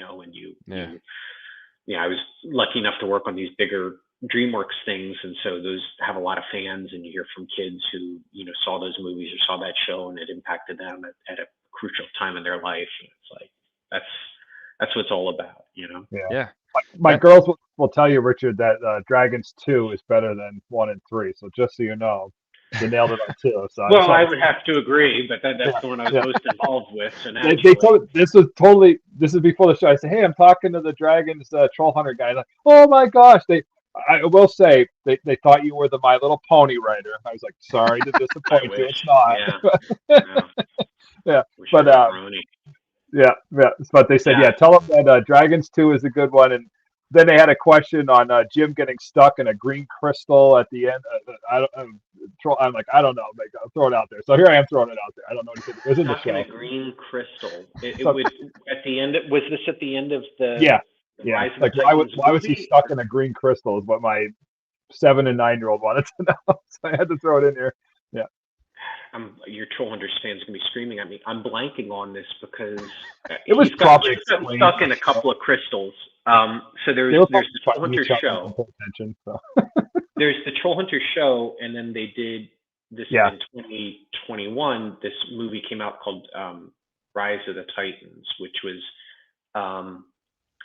kind of all the stories from the Trollhunters show, Three Below, and Wizards, the three Tales of Arcadia shows. They all culminated in this like feature-length animated movie. So, but I don't think Jim is stuck in crystal in that one. There were a couple of there's this one dimension called the Darklands where the evil trolls live, the Gum-Gums they're called. And Jim gets banished there, or he chooses to go there. And you only see him there for like a couple of episodes. But one of the Trollhunters books I wrote, the second one, it's called Welcome to the Darklands. And it's all about Jim, how he survives for like weeks in this desolate alien landscape where he has no food, no water, nothing. And kind of basically season 1 ends, he goes to the Darklands, and when season 2 begins, he's already lived there for a while. He's kind of figured out the lay of the land. He's found a way to survive, and it's sort of like a time jump. So this book explains what happens in that time, and everything matches up really nicely. So I point your girls to that one if that's what they're talking about. Give me the book. I'll get that to them. That'll get them to read, which is a good thing too. So. Oh yeah, no, for sure. I like that one. I'm proud of that one. Oh, he's stuck in the crystal wizards. That's right. They put him in that crystal. Thank you, S. Garcia. I think it was to preserve Jim because he was injured by a blade from one of the bad guys, and so it's sort of like putting him like in, almost like freezing him in carbonite until they could figure out a way to heal him. And if your girls watch the Titans movie that connects them all, you see what happens to him. Yeah, give me the info on the book. I'll get it for them so they can read. So yeah, you got it. Offline, that'd be awesome. That's awesome. Yeah, I told him I would ask. I was like, I don't know what I haven't seen it, so I'm like, I don't know how to explain this. So hey, the things we do for our kids, man. When we had Tim Jacobus on, my son was like, "Show him all my Goosebumps books," and I'm like, "Okay." So I'm like, he has like 20 of them. I'm like, I'll bring a couple down and say, "Hey, my son has this one," and I did, but it's. Oh, I still do it. My boys are a little older now, but like when they want, a gift for Christmas or like a toy or something. When they were really little, they were into Yo Gabba Gabba, and I was trying to find these Yo Gabba Gabba Lego toys. They weren't Lego; they were like Mega Blocks or something. And like a lunatic roaming through Toys R Us back when there was one, and like every other toy store I could find, trying to find, I think it was the Robot Plex. I couldn't find them anywhere, and I wound up spending just a fortune on eBay just to get this stupid little plastic figurine that they don't even care about now. But yeah, we jumped through a lot of hoops for our kids. It's like Jingle All the Way, I don't know, looking for Rocket Man or whatever it was. I think it was Rocket Man. Turbo Man. Turbo Man, sorry. Yeah. I wanted to make sure to go back to answer your question, Richard, because you asked about horror comics and character and thing, and I think the character development is really key. And right now for me personally, I think John as well, like we're gravitating more towards these human interest stories. So I feel that Fear Book Club is that way, right? Where it's not like a superhero story, right? It's more of just a human interest. And I think that's, I've said this many times on our show, is popular because we're all been kind of thrusted into an extraordinary circumstance over the last couple of years, everything going on in the world. And I think people can relate to that. So books that I enjoy is like, I love Tanyan's Nice House on the Lake is awesome. Yes. Something's Killing the Children, right? A little bit supernatural, fabulous. I've seen Fear Book Club compared to that, and stories like that. So the character development is key in there because you're really not dealing a little bit of supernatural element and things, but maybe a lot of supernatural element things. But I think that's really important. Like to your point, what's happening to this person and why it's important and what could happen to them, and setting that up from a storytelling perspective, I think is key. I completely agree, and I think we have very similar pull lists. It sounds like I love those books too, and I think one of the things that interests me, what I love about Something Is Killing the Children, and I haven't read Nice House on the Lake yet, but I'm reading Department of Truth. I know I'm gonna get it. I get all his stuff now. Me too. Like they're long form serialized horror stories, right? Like you're following Erica Slaughter, and I think the boy's name is James, and Something Is Killing the Children, and all these other characters. And so you're seeing like, it's not like a horror movie and it's over and the final girl goes away. Like you're sticking with the final girl throughout, right? And we've invoked Goosebumps a lot, and Goosebumps was for sure a huge influence on Fear Book Club. I think the difference between something like Goosebumps and Fear Book Club is like Goosebumps, it's an anthology, right? Like every book is different characters. I know Slappy comes back and stuff, but for the most part, the protagonists are different. Characters, the protagonists are different. Thank you. And I was interested to kind of go back to what we were talking about before, like fairy tales for kids today and stuff. Like I really wanted to follow a cast of characters over a long period of time as they dealt with fear, and just see like how it keeps reappearing in their lives and takes different forms, and how they keep dealing with it like on a chronic level. Because what our kids are growing up in now, this crazy world, like they can't escape all this anxiety producing stuff. It's on their devices, it's everywhere, like it's inescapable. And so I just thought, like, again, to the extent that the book and the characters can be maybe like modeling coping strategies for fear and anxiety, wouldn't it be more effective if we could follow these characters over the course of several issues as opposed to like a one shot? And hopefully if Fear Book Club, the first book, does well enough, then hopefully we can make some more and follow even more stories with these guys. I mean, that's certainly my plan. We'll see if the sales justify it. But, sure. I was going to ask you if it's a closed-end story in this, or is it going to be a multi-issue like trade paperback? Well, I learned the hard way, like doing other comic stories, like ending on an awesome cliffhanger, and then the next book never ever comes, and that really sucks. Yeah. It sucks for what few readers you had, and it sucks for you as the creator because it's like the ultimate like unfulfilled thing. So this volume is very much designed to have like a beginning, middle, and an end. And if we never make another Fear Book Club, or you choose never to read another Fear Book Club, I think you'll feel it's a satisfying story in and of itself. But I'm proud of the fact that we put in a lot of breadcrumb trails for future stories that people probably won't even realize are breadcrumb trails until they read the future story. So it's there. I try to strike that balance. You want to hint at the larger world, you know, and like where the story could go. But I didn't want like a kid to plunk down money on this, or the parents to plunk down money on it, and they read it and it feels like, what, I got to read another book to find out what happens to these guys. Like, that's the long and short of that. The balance, that's what I was going to say, like make sure you have the arc come to a conclusion, right? But still leave it open, like where you could go back to it if you needed, sort of thing. So I even like recently, we watch all the Disney Plus Marvel shows, and like like WandaVision I loved, Falcon Winter Soldier I kind of had some issues with. Loki was really cool until the ending was like to be continued in season 2. And I know everyone was excited that there's going to be season 2, but I'm like, wait a minute, there was no ending for season 1. Yeah. Like I've been on this journey for 6 or 8 episodes. I've felt kind of gypped, and like, I know they'll get to it eventually, but I think like the Hawkeye show, I don't hear many people talking about that. We loved the Hawkeye show, and I felt like that had a really satisfying emotional ending. And I hope they do another season of Hawkeye, but if they don't, like, I feel like I got a full course meal just with this first season. Well, even if they don't, right? Like I haven't watched Hawkeye yet. I've heard good things about it, but it seems like they're at least tying it into the universe enough to where even if they don't get a second season, like it's going to add to the future movies too. So definitely. I don't want to spoil anything. I got spoiled. Like I said, I haven't seen it. I know some of the characters that make appearances, and I was like, come on. It's my own fault. Well, I won't give any spoilers. I'm sensitive to that. But I will say, like, on an emotional level, like I feel like Clint Barton and Kate Bishop have really like well-defined arcs in the show. Yeah, that's awesome. It's pretty cool to see that. We went to one of my Christmas gifts was my wife lining up a sitter because she knew how bad I wanted to go see No Way Home. So we went out and saw that in IMAX, which was awesome. Had a few drinks and dinner first, but I'm such a Spider-Man geek. Like I understand people that complain about too many Spider-Man movies, but I'm such a sucker. And so same.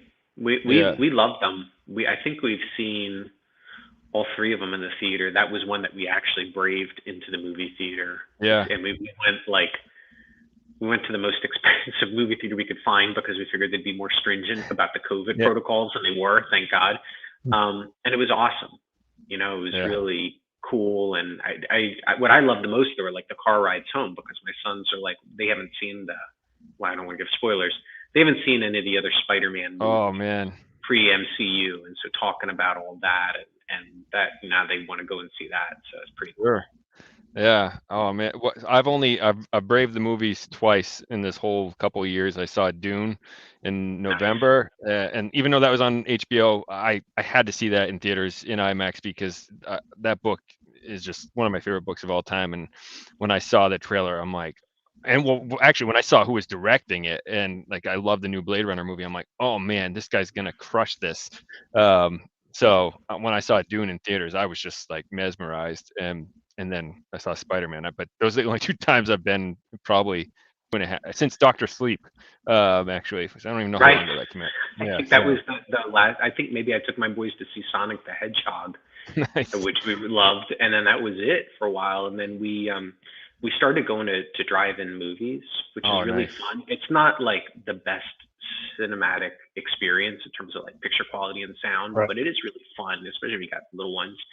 And we saw Shang-Chi. We loved that. We saw Dune I wanted to see it in the big screen, but our youngest boy wasn't vaccinated yet. We just didn't feel great about going. So we saw that in a drive-in, which was cool. And then I went home and saw it on HBO Max, and it is way better seeing it on the big screen. Like, I never appreciated that difference before. I would have loved to have seen it in IMAX. And then we saw Ghostbusters Afterlife, which we really liked. And then we saw Eternals in a movie theater, which we were not as crazy about. Our youngest son really liked it. And then we saw Spider-Man. We all loved that. Man, my son, our goal all along was to take him to see Ghostbusters Afterlife because of how obsessed he was. We even talked about it still for his birthday. I don't know if the theater here has it anymore, but I just saw that now you can buy it for $20 on Amazon or digital. So I'm gonna buy it for him for his. We're gonna surprise him on his birthday Friday night and watch it with him on our. I'd be curious to hear what he thinks of it. Because I've heard it's a good love letter, but yeah. So it feels like tonally very much like the first two Ghostbusters movies, and obviously there's some changes because of all the time that's gone in between. But I think the young cast is really great, and like my wife has seen Ghostbusters. She's not as crazy about it as I am, but she enjoyed it. And my sons, I've shown them Ghostbusters, and they liked it, and they got some of the connections, but I think they just enjoyed this movie in its own right. They also love Paul Rudd. But I was eating it up, man. I was like, I'll again, no spoilers, but yeah. Oh, I can't wait to see it. I'm excited. Like I've read. I'm not the type to cry on watching movies. Homeward Bound was the last movie I remember crying at when I was a kid. But I've read plenty of grown men that admitted that they cried watching Afterlife because they're so like Ghostbusters is their life, I got misty eyed, and the last time I did that in a movie was Avengers Endgame. Oh yeah, it shows up through all those portals because I was like, they did it. This is the thing that like I loved as a kid and nobody else got, and now the whole world is invested in this, and it was typical me. I'm very selfish. It was like a personal affirmation for me. Like, I'm right. I was right all this time. And it was an awesome movie. Oh yeah, absolutely. Yeah, I don't know. This is what we do. We go off on tangents. We're talking about movie theaters now, but I got a question. Let me ask, how did you end up connecting with Marco as your artist? How many artists did you go through before you decided to land on Marco to do the art for Fear Book? No joke. He was the only artist ever. Oh, wow. Nice. And all the credit goes to my lovely, very talented editors at Aftershock, Mike Martz and Christina Harrington.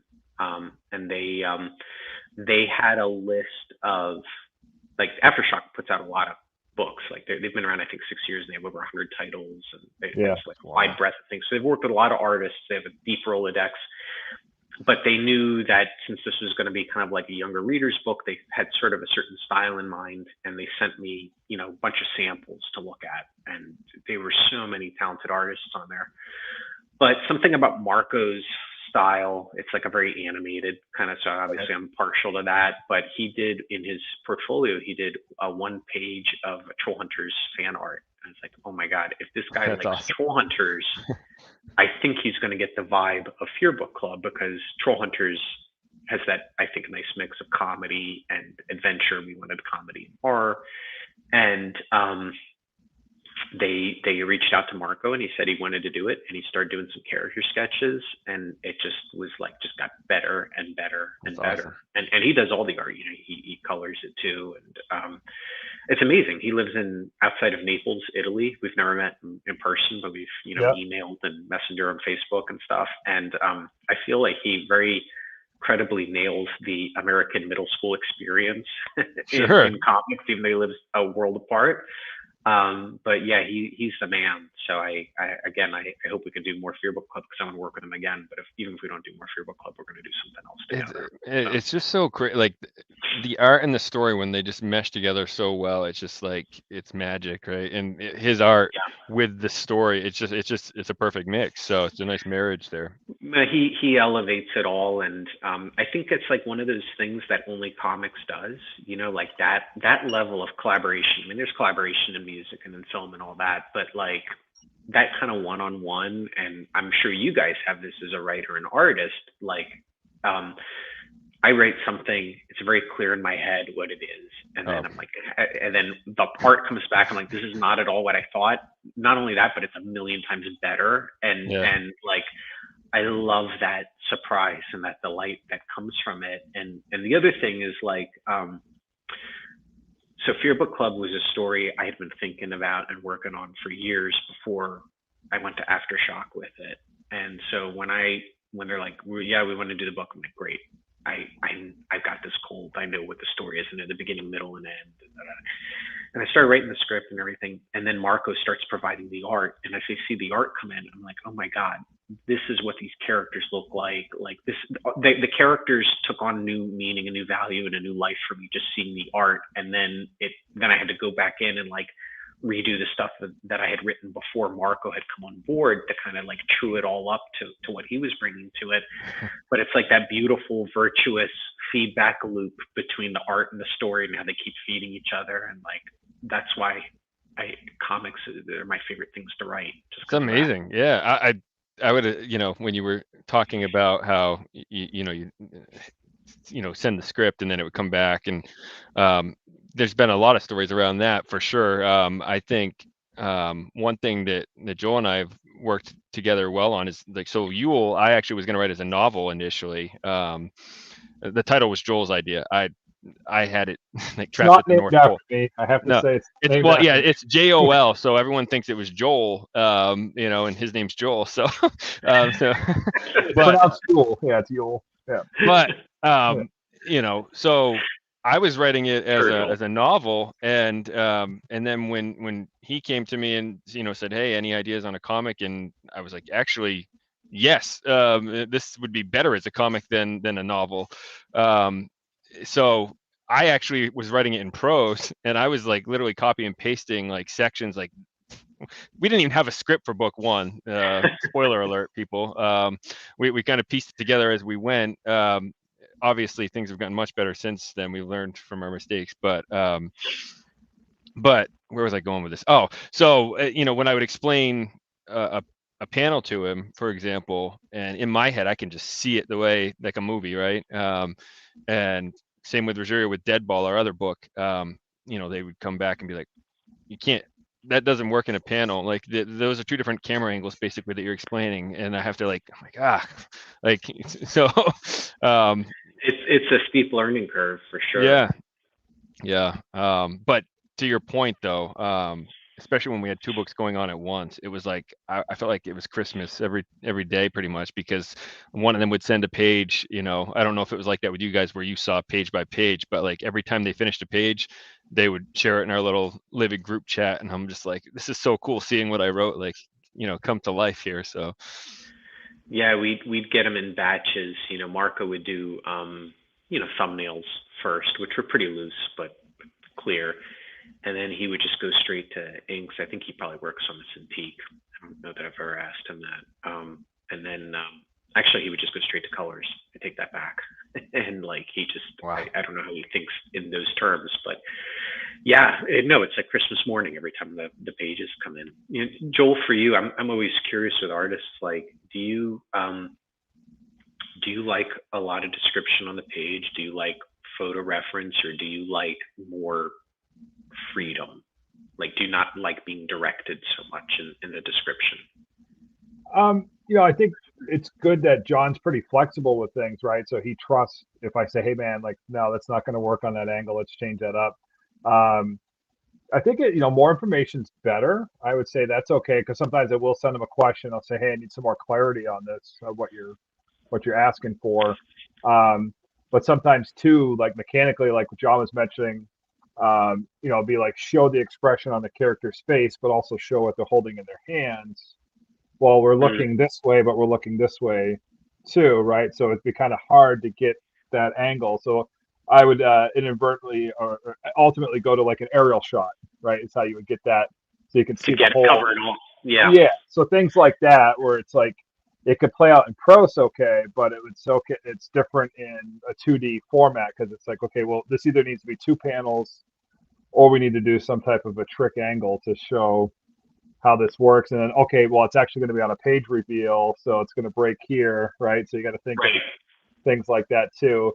But John's been great because, he's just basically like, hey man, it's your baby, run with it. I don't think we've had really many art edits, right, John? You've come back and said, no, Oh, we need to change that, or move this guy, or do anything like that, or it's yeah. not that No, no. much. I mean, we Yeah, talk so much too. We talk all day. We have a chat between the two of us. We text, but we also have a group chat with our other co-host that's doing our other book, like where we just pretty much, it's like a virtual hangout, So we're Yep. talking through stuff, We do the same. Yeah. Yeah, that's yeah, awesome. having And that real time able to get a hold of each other, it's awesome because it's not like I have to wait 7 hours to hear back from John and I'm stuck on a panel, right? He's back to me in 5 minutes, so it's awesome. So I can. I hear all these stories like of, in the old days when, people would have to like FedEx the pages oh and man, boards Yeah. would get lost and like, oh, I can't even imagine. And we're so impatient now. Like I see those 3 gray dots bouncing. Like, what's the answer? I need to know. And it's a matter of seconds we're talking about. Yeah. No, when I started writing comics, I think I came from like a screenwriting background, right? So like they tell you not to direct on the page. So I would give these scripts that were super spare, and I thought I was being respectful to the artist. Like that's your world. I don't want to step on your toes. But the artists I was working with then were like, no, like please give as much information as you possibly can, because I think like just everything you were saying, Joel, and I think like if it was too blue sky, they almost didn't even know where to begin.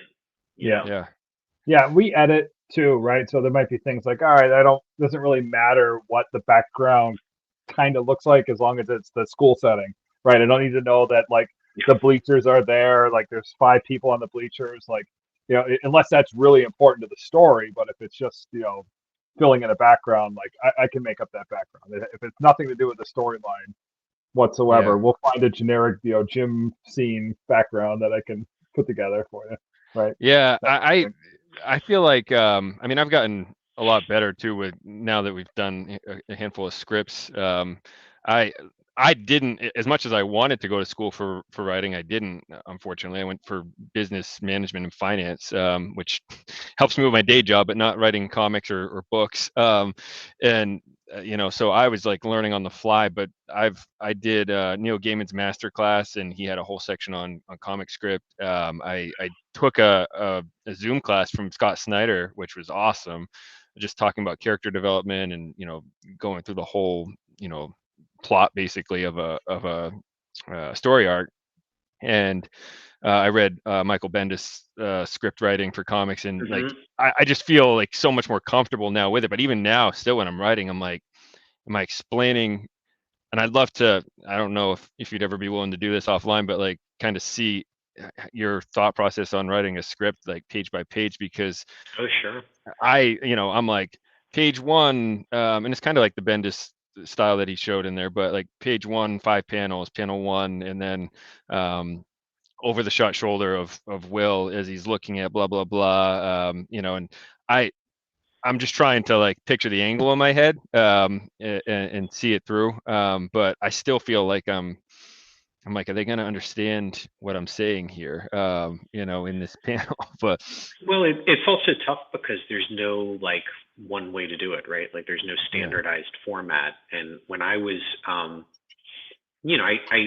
there's definitely some overlap between screenwriting and comics writing. I think yeah, comics writing is harder and more disciplined. And like I think if you can write comics, you can write anything. Like anything after that is easier, because you have to be so economical and you have to be so visual, and like it's like all the good lessons are in comics, right? It's the best boot camp for storytelling, I think. But when I was starting out, like I wanted to just see what do comic scripts look like. And at the time they were printing these books. It's like the most concrete, obvious title. I think it was like Comics Writers on Comic Script Writing or something. It was just like a really generic title, but they were just reprints of all these scripts of like Ed Brubaker, Greg Rucka, Bendis, Jeff Johns, all the guys who were big in the early aughts, and Mark Waid, and all these like real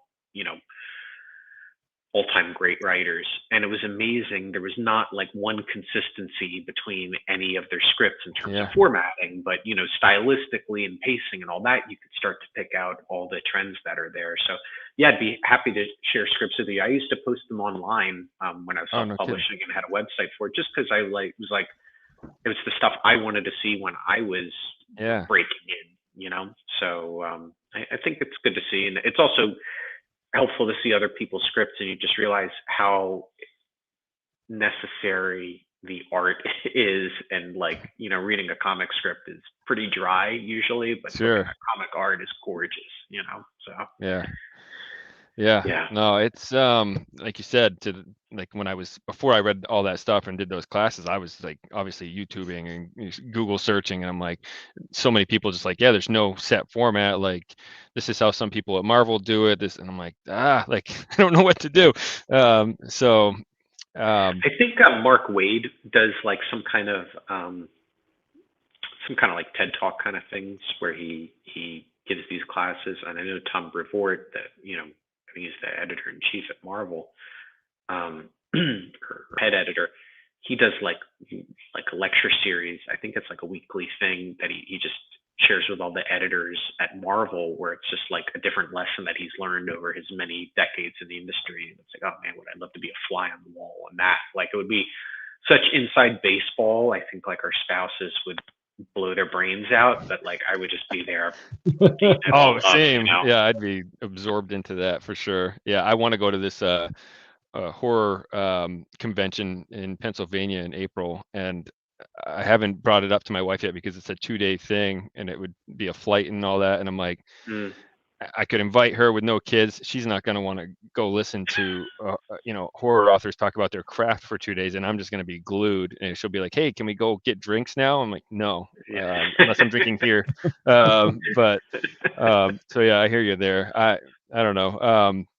When I'm writing a script, like my biggest concern in my head, besides wondering if they're going to figure out the angle that I'm explaining to them, is too much dialogue too, because I don't want to cover up all the art, but I'm like, am I telling enough here? Our first issue, because I was converting it from prose, I was trying to put in like these narration boxes of panels where there's no dialogue, because it's this kid running from this creature in the forest, and Joel was just like, we don't need, the art's going to tell that, we don't need to say Will's falling down a cliff and doing it, like they're seeing it, you don't need to write that out. And that was hard for me to adjust to, because I'm like, I want to explain this to people, but I don't need to. Well, that's you're just reminding me of something I learned on Fear Book Club, which is even though it comes out as a graphic novel, we sort of treated it like 5 issues. And so at the end of each issue, Marco would do all the art, and then Mike and Christina, my editors, would say, okay, can you do a lettering pass on the script? And I was like, well, what's that? And they're like, well, you take the script that you wrote and you look at the art that's there, and maybe some lines can go away, or maybe they need to move around. And for whatever reason, I never really had the opportunity to do that on some of the other comics I wrote. Like on the stuff I self-published, I was just inexperienced, so I didn't know, like, go back through and things have necessarily changed from the script page to the art page, and so you have to move some stuff around at the very least. But chances are you could cut a lot of junk out. And then the DreamWorks comics I did, like, those were work for hire, and I think the editors at Dark Horse would just sort of worry about that stuff, or they were also licensed books, so I don't know that they were getting the same level of attention as like Umbrella Academy would be, Anyway, so doing Fear Book Club, they're like, just take your script and compare it to the art and make any changes that we're going to do the same thing as editors, and we'll compare notes. And it took me back to my job on How to Train Your Dragon 2 as the script coordinator. One of the big things I had to do was, like with animated movies, stop me if I'm telling you stuff you already know, but like every couple of months you put together an internal screening. And it's not even finished animation. It's like, they're almost like motion comics. They're storyboards, and then you just click between them to create like sequential, very primitive, rudimentary animation. And you record scratch dialogue. So if somebody goes into a recording booth and they pretend to be Jay Baruchel doing Hiccup and somebody else. And so you do like a little radio play with these moving pictures. And then over time, you start to get some early animation in, and then you first you get the layout, which is like previs, and then you get some animation, and then you get some surfacing and crowds, and then it's like you building out all these layers. It's so cool. It's like just this really iterative process. You learn a ton just watching it. But my job was, during all these screenings, I would then have to take the script, our current draft of the script that Dean had written, and then go sit in front of the Avid and play the latest cut of the movie and stop and rewind, fast forward and go back and make sure that all the lines matched up and things were moving left and right all over the place. And it taught me back then to not be like so precious with these things and to just kind of trust the process. And if something moves, you can always move it back later. And so I just felt like I had like a weird sense memory where I was back in front of an Avid, but I'm doing it on Fear Book Club. And it's probably my favorite part of the process now, which is seeing the art and being like, I don't need this line of dialogue that I thought was so clever. The art is doing it so much better than I ever could. That's coming out. And then I'll tell you something weird. Mark Waid gave this advice when he was doing a cross-gen book that had twin characters in it. I think their names were Gavin and Gamid. And I think it was like an interview he did in Wizard magazine. He's like, note to self and everyone else out there, never do twin comics and characters. It's too confusing. And I didn't heed that advice. And we have these twins in this character. And there was so much confusion about who is saying what line. And they also have this habit where they finish each other's sentences. So you have a lot of word balloons that are nesting like that. And so those were really tricky, but being able to go in and do the lettering pass was so informative. And then by the time I was writing the last chapters in the book, I had already had a couple lettering scripts under my belt. So I was anticipating that and building it into the writing. And I'm like, oh, you know what? This is just, I know right now, this is going to be too many lines for this panel. And we don't need this many balloons. And what if I move it over here? How is this going to look if we don't even have it? And it was just such a cool thing. So like, I don't know, if anyone ever asks me like a tip, for writing, it's like, do the lettering pass of the script and really take out what feels like maybe it's too much and just see how it plays without it. You can always put it back in, but chances are you didn't take out too much. You took out just right, or maybe you could take out even more, and like, trust the art. It's a visual medium, Yeah. Yeah. Coming from the art angle too, it's like if you're working with the script, you're going to have to bend some of the action and the visual appeal, right? You don't want to have a page that's the same exact angle of the entire 6 panels, right? So you're trying to move the camera around, make it exciting, make it visually flow, right? So there might be some interpretation of what like John hands off to me just to keep it visually interesting. Like, okay, I've already done 2 panels of straight on shot of the character. I don't want to do a third, right? We're gonna have to move this around, but it still needs to tie into what he's doing. So I have to work with that too and kind of move some of his script around just to make it entertaining for the viewer and that too. So that can happen also. Right. Yeah. I mean, if it's not interesting for you as the creators, then how can you expect your right. readership to find it interesting?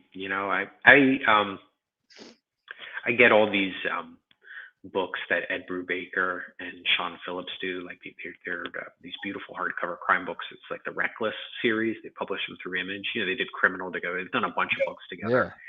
And these books are beautiful. And you can tell these guys have worked together for so long that they just have almost like a telepathic relationship. And just the way I think Sean Phillips letters the books to, and his son actually colors them now. And just everything is working in concert. And it's like he's leaving the right negative space for the whatever word balloon or caption box. And Ed Brubaker is always trying to strip out dialogue and stuff to let the art shine. And you just feel like these guys are at the top of their game. And I just like, I love reading those books and I hate reading those books because I love it because they're great. And I hate it because it's like, oh my God, I'm never going to get this good, Have you read that Texas Blood? When you mentioned Phillips, I don't know if that's his son that does the art on it. No, I haven't, but I've seen it, and he's a really talented artist in his own right too.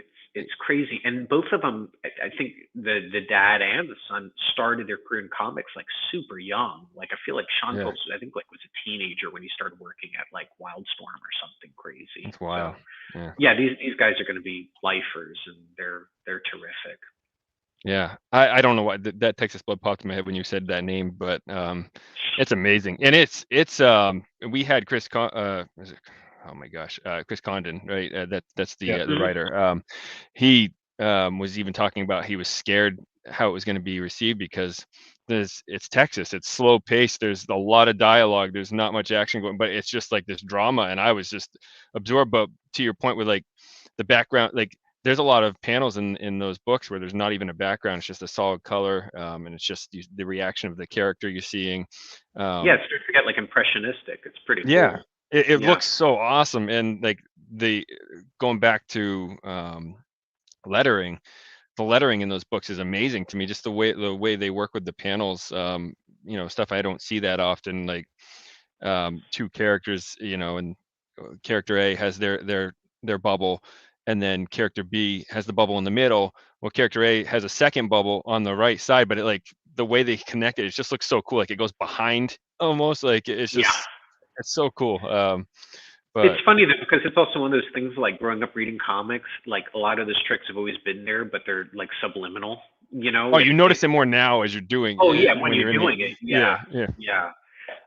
Yeah, and I mean, it's not to say that like you can't have wordy comics. Like Bendis has made a whole career out of it, and they're great, you know. But I guess like for the purposes of something like Fear Book Club, keeping in mind like the age of our readership, we wanted to keep it kind of light and breezy. And you know, I also kind of have like a pet peeve.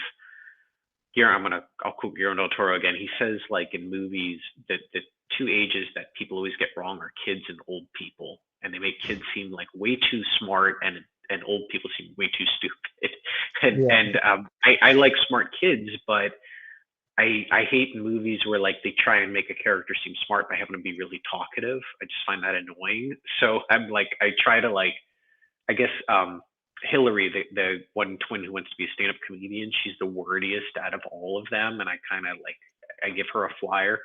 But the other ones, I just try and Wit is very, you know, introspective and taciturn, so he doesn't say a lot. Hester says the least because she's always drawing, and like she kind of lets her actions speak for her. And then Press, the bully character, he doesn't say much in the beginning because he's like a tough kid, but by the end he starts to speak more too. So I feel like you can also play with those values of how much they say scene to scene, issue to issue, and that really helps you get into their character also. Yeah, absolutely.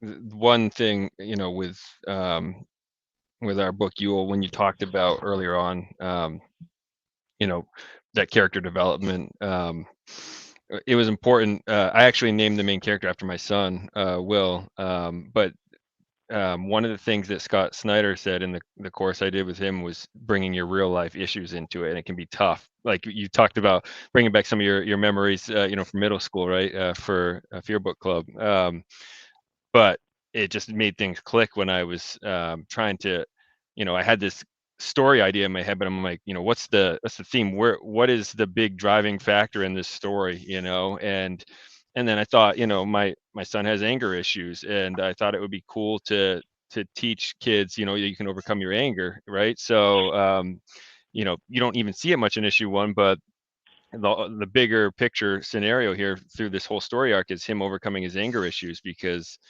it's going to lead to a lot of bad things.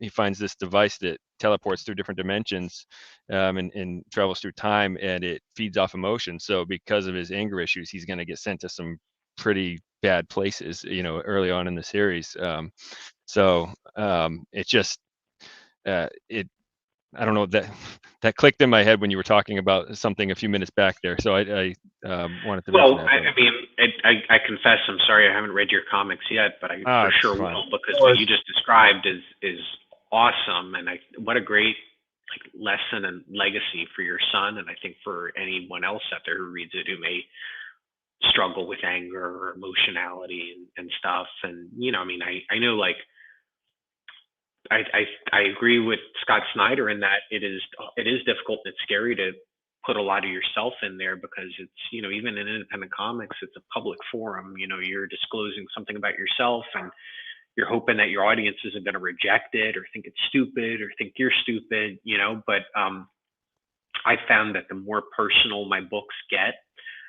the more universal they seem to get in a weird way. And I put on all this stuff about pumps because that was traumatic to me.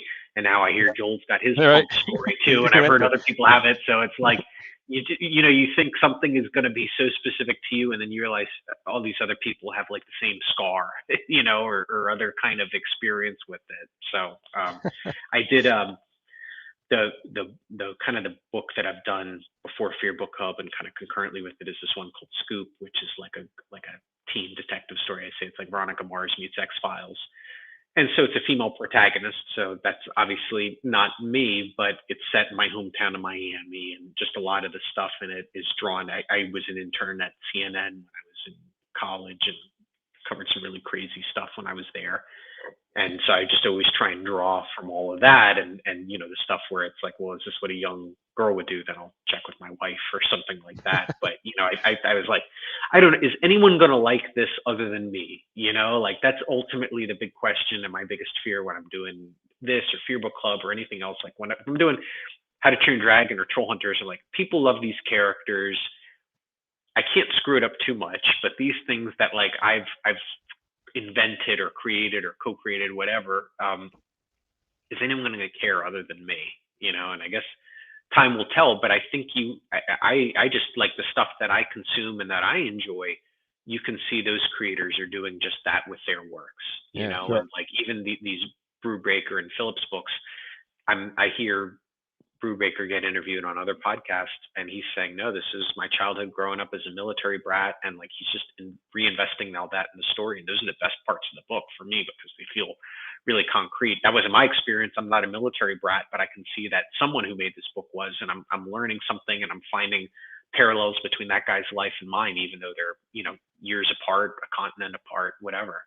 Yeah. So I think like, yeah, to the extent that you can, you know, sort of be a little vulnerable and put as much of yourself in there as you feel comfortable with, it'll probably pay really big dividends for your story. Yeah. I think people over time learn what an author's about, like what they're into and what their background is, and say, okay, this is what Rich digs. It's going to transpire into a story, right? So I think people pick up on that over time. They become a fan of you, right, and what you bring to the table, and then obviously that transcends into the characters and things that you're writing. So they're like, yeah, I can get behind all this stuff. So I think people latch on, you know, to characters initially, and then authors secondary, right? And then they kind of go from there. Yeah. So and I think we all kind of, in comics, we wear our influences on our sleeves. You know, I bet, you know, if we look at your art, Joel, we could probably see like who some of your guys are that influenced you. I could tell you who my things are. Yeah, I can. Sure. Yeah.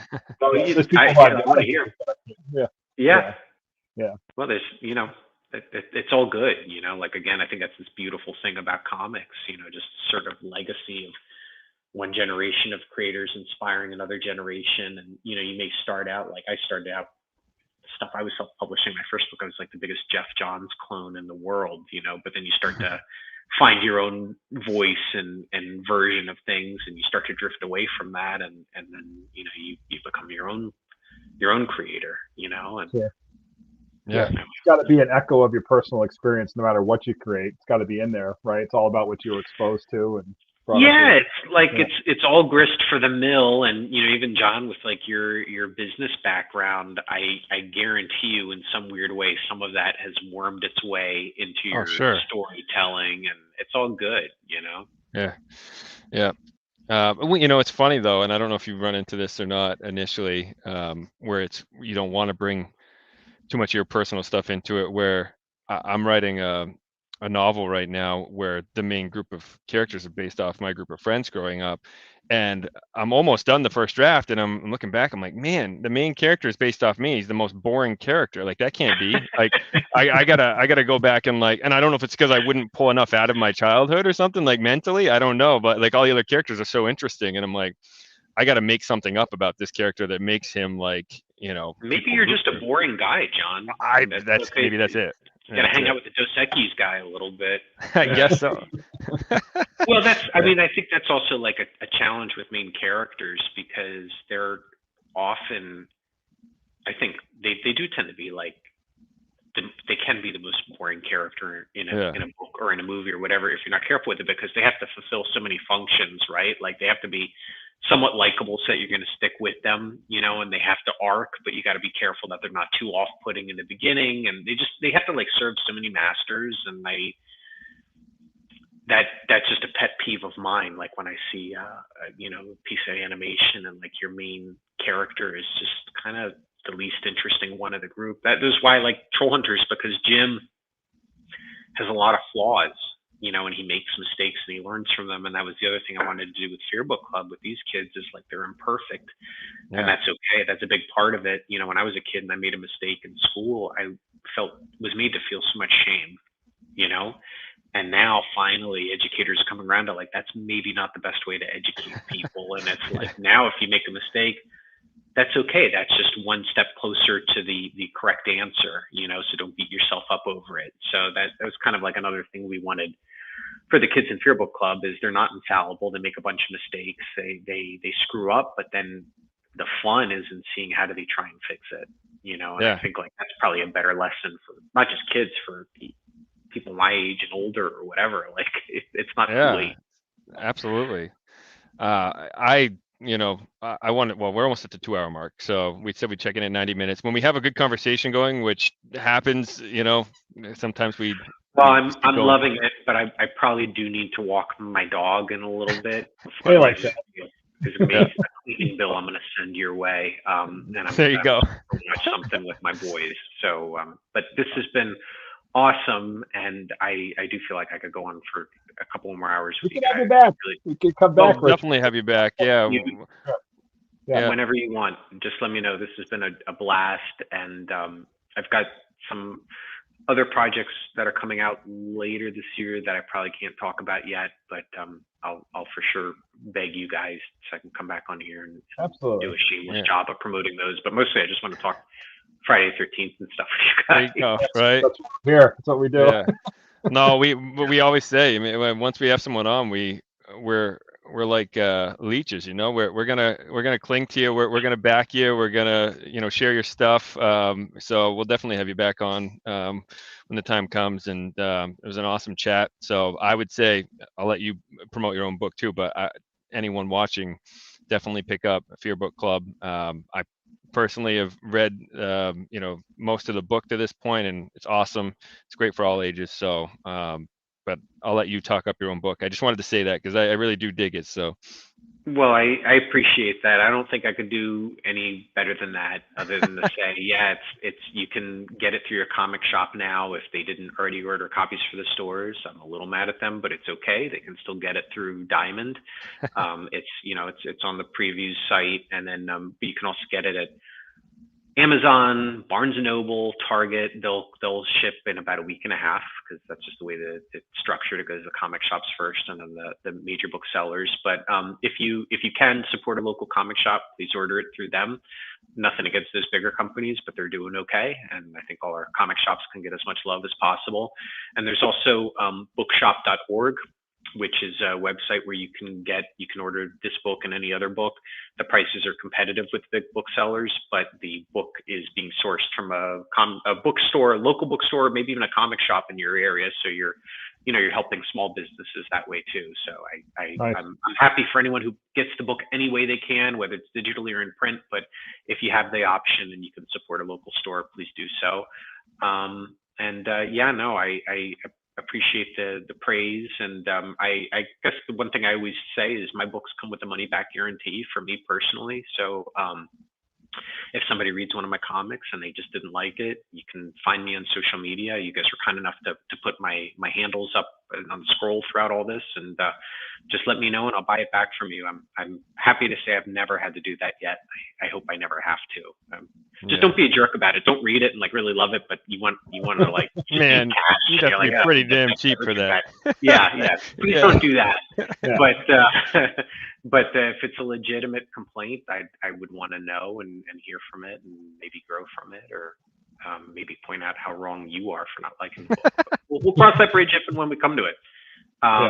So no, thanks. I feel like just talking with you guys, we all have kind of like drank from the same wells growing up, and we all have the same interests. I'd say like anyone who follows your books and follows the Lair and stuff, like if you like this conversation and what you guys are talking about all the time, I'm pretty sure you're gonna like Fear Book Club. Yeah, absolutely. I agree.